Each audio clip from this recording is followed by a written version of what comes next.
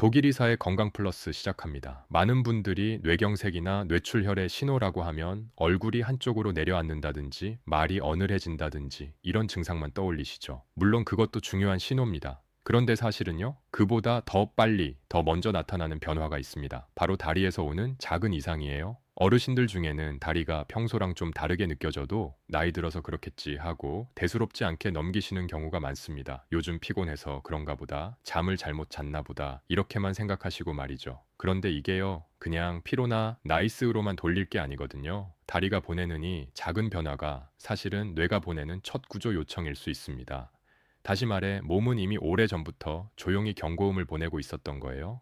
뇌경색이라는 단어만 들어도 등골이 서늘해지시죠. 한번 발병하면 생명을 위협할 뿐 아니라 설령 목숨을 건져도 반신마이나 언어 장애 같은 후유증을 남길 수 있으니까요. 더 무서운 건 뇌경색이 어느 날 갑자기 벼락처럼 떨어지는 병이 아니라는 사실입니다. 혈관이 점점 좁아지고 피가 잘 통하지 못하면서 우리 몸은 이미 여러 신호를 보내고 있는 거예요. 그리고 그 신호가 가장 먼저 드러나는 곳 바로 다리입니다. 왜냐하면 다리는 심장에서 가장 멀리 떨어져 있고 또 중력을 거슬러 피를 끌어올려야 하는 부위잖아요. 그래서 혈액 공급이 조금만 불안정해져도 다리에서 먼저 이상이 나타납니다. 그런데 문제는요, 발이 저리거나 다리에 힘이 빠지는 걸 단순히 근육 약화나 운동 부족으로만 생각해버리고 지나치시는 거죠. 오늘 영상에서는 바로 이 다리에서 나타나는 7가지 뇌경색 전조 신호를 알려드리겠습니다.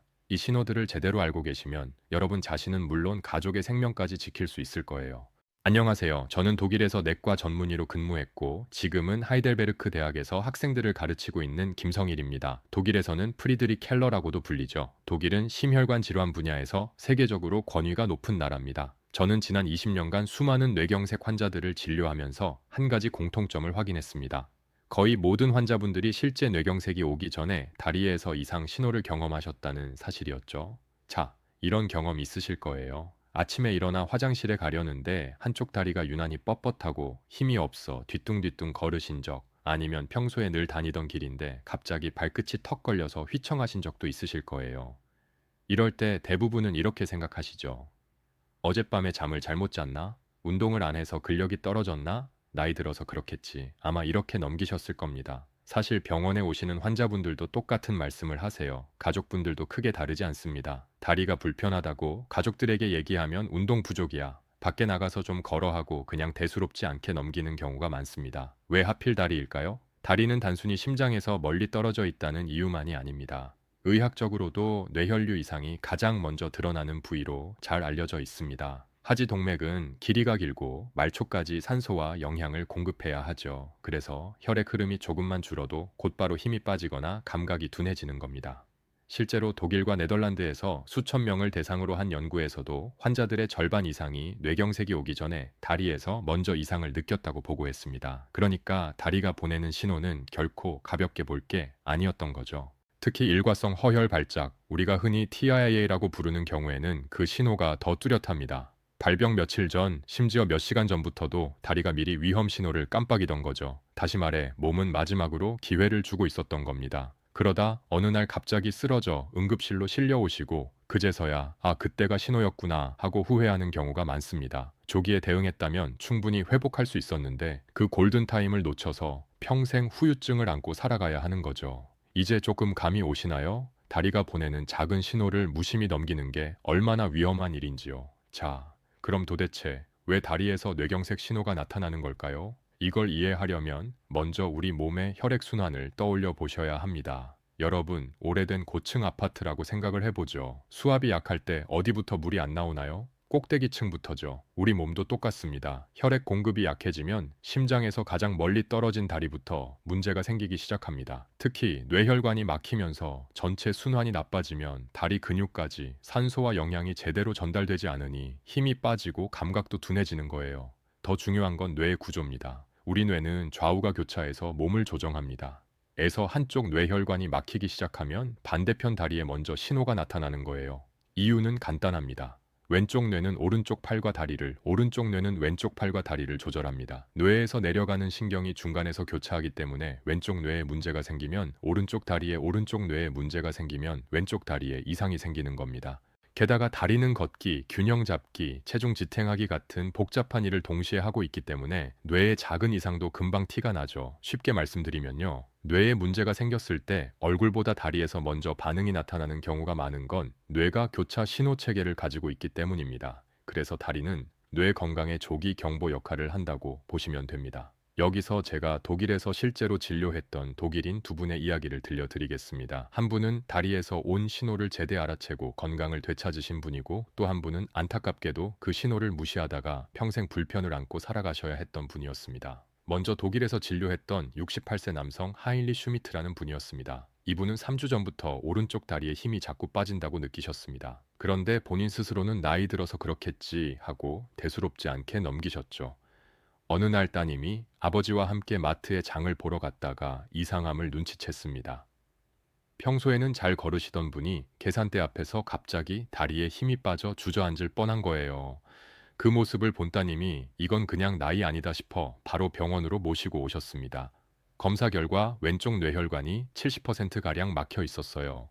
만약 발견이 늦었다면 몇 주 안에 큰 뇌경색으로 이어졌을 가능성이 매우 높았습니다. 하지만 다행히도 조기에 치료를 시작해 약물과 생활 습관을 교정하면서 무사히 회복하실 수 있었습니다. 이와 반대로 72세 여성 환자분의 경우는 너무 늦게 발견된 안타까운 사례였습니다. 그분의 이름은 게르트루트 베커라는 분이었는데 일주일 전부터 왼쪽 다리가 저리고 힘이 빠지는 증상을 반복적으로 호소하셨습니다. 하지만 가족들은 그저 나이가 들어서 생긴 자연스러운 현상쯤으로 생각했습니다. 운동이 부족해서 그렇다고 여겨 조금 더 걸으라고 권하기만 했고, 정작 다리의 불편함을 심각하게 받아들이지는 않았습니다. 그러던 어느 날 아침 부엌에서 아침 식사를 준비하시다가 갑자기 쓰러지셨습니다. 가족들이 놀라 급히 응급실로 모시고 왔을 때는 이미 오른쪽 뇌에 큰 경색이 진행된 상태였습니다. 결국 왼쪽 반신 마비가 남아 평생 휠체어에 의존하며 살아가셔야 했습니다.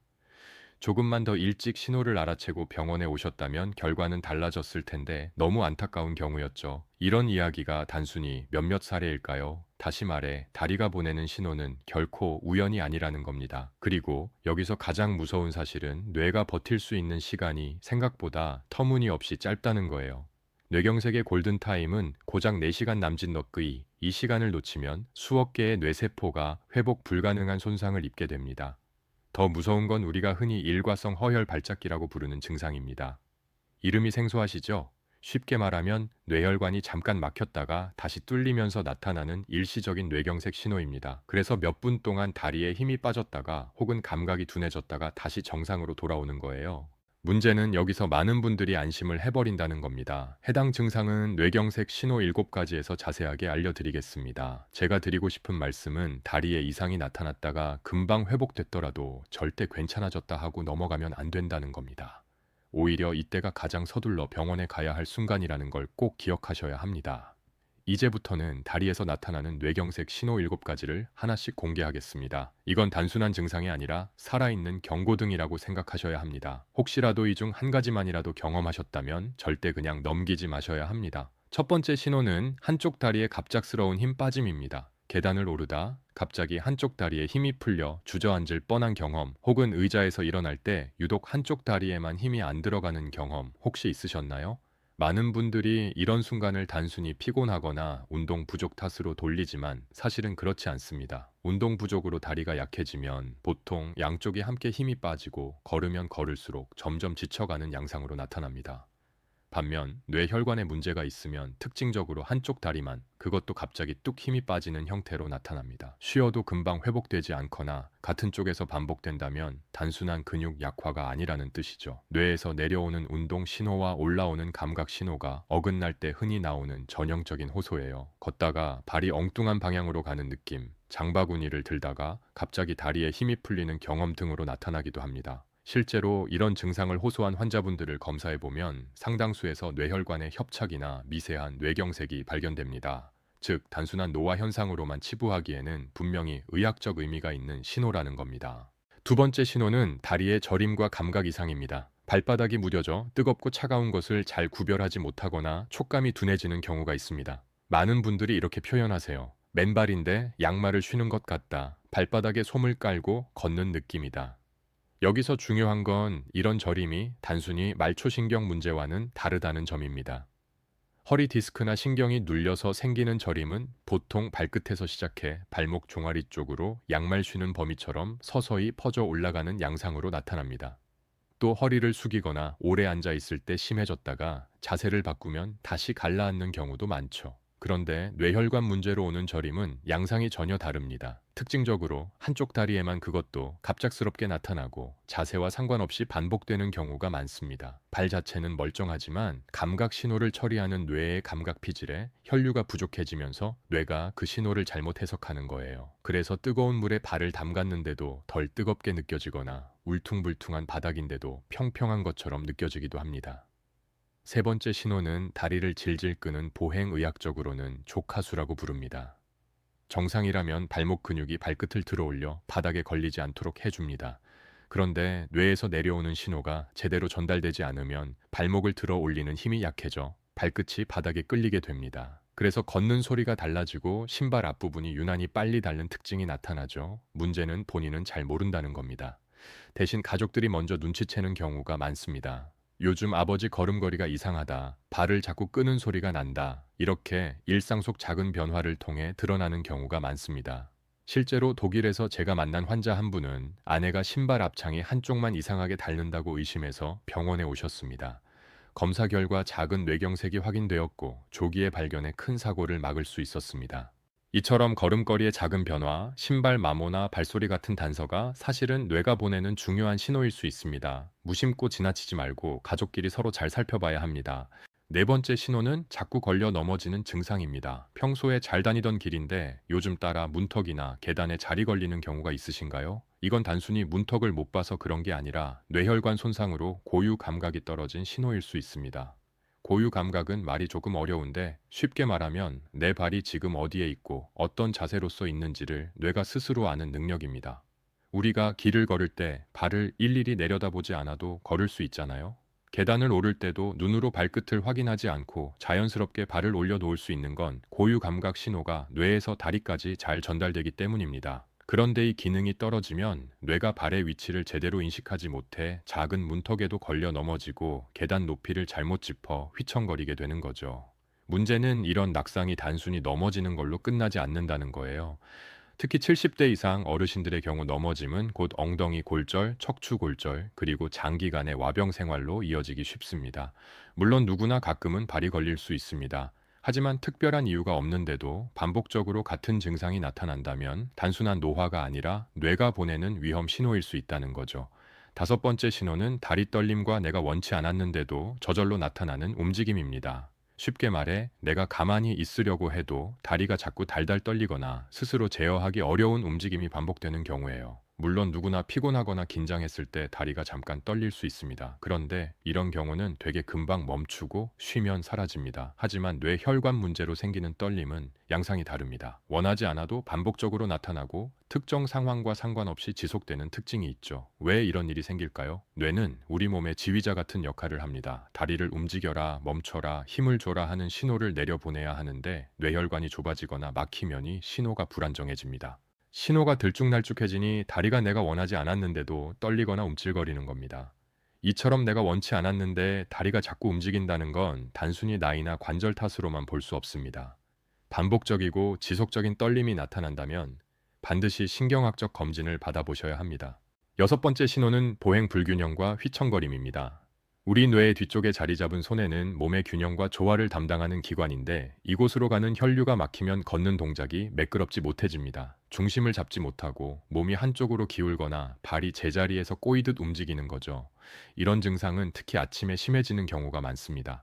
밤사이 혈압이 떨어지면서 뇌로 가는 혈류가 줄어들기 때문인데 그래서 실제로 많은 뇌경색 환자들이 아침에 갑자기 쓰러져 응급실로 오게 됩니다. 환자분들은 흔히 이렇게 표현하십니다. 술도 안 마셨는데 비틀비틀한다. 바닥이 울렁거리는 것처럼 걸음이 삐끗거린다. 겉으로 보기에는 단순한 어지럼증처럼 보이지만 사실은 뇌에서 균형을 잡는 신호가 제대로 전달되지 않는 상태일 수 있습니다. 단순히 기립성 저혈압이나 귀에서 오는 어지럼증은 잠시 앉았다 일어나면 좋아지기도 하지만 손회 혈류 이상으로 생기는 휘청거림은 반복적이고 점점 심해진다는 특징이 있습니다. 따라서 특별한 이유가 없는데도 걷기만 하면 몸이 한쪽으로 기우뚱하거나 중심을 못 잡고 휘청거린다면 반드시 뇌의 이상 신호를 의심하셔야 합니다.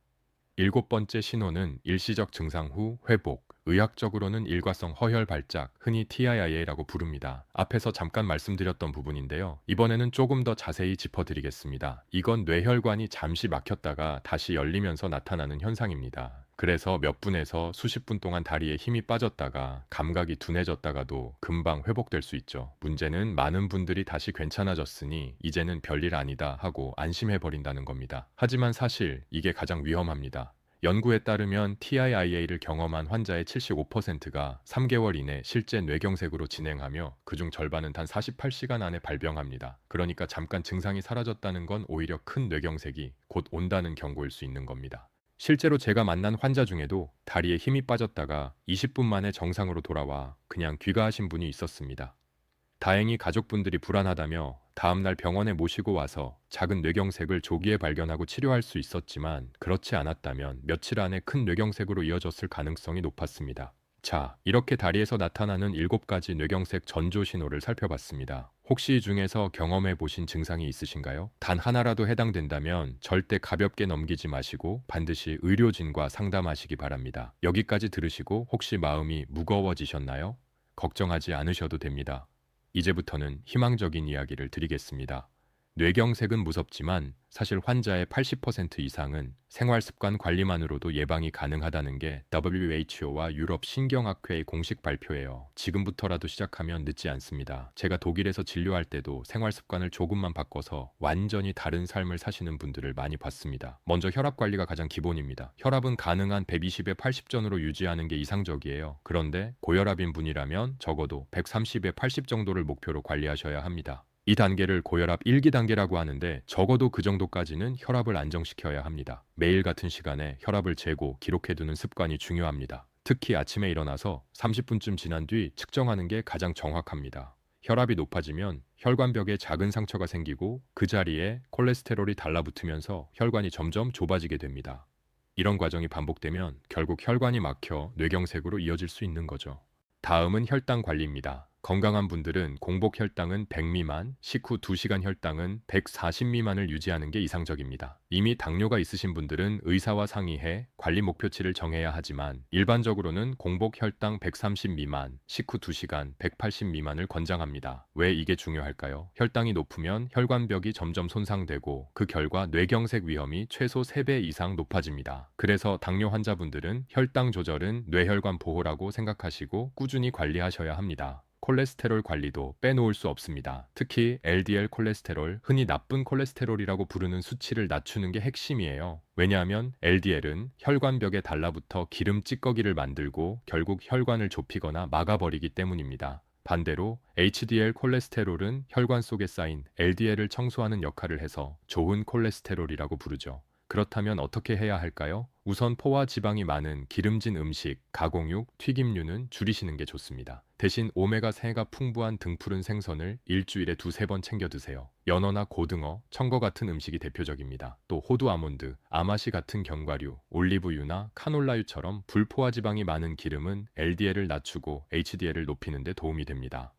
채소와 과일도 잊지 마세요. 특히 녹황색 채소와 베리류에는 항산화 성분이 풍부해서 혈관벽을 튼튼하게 지켜줍니다.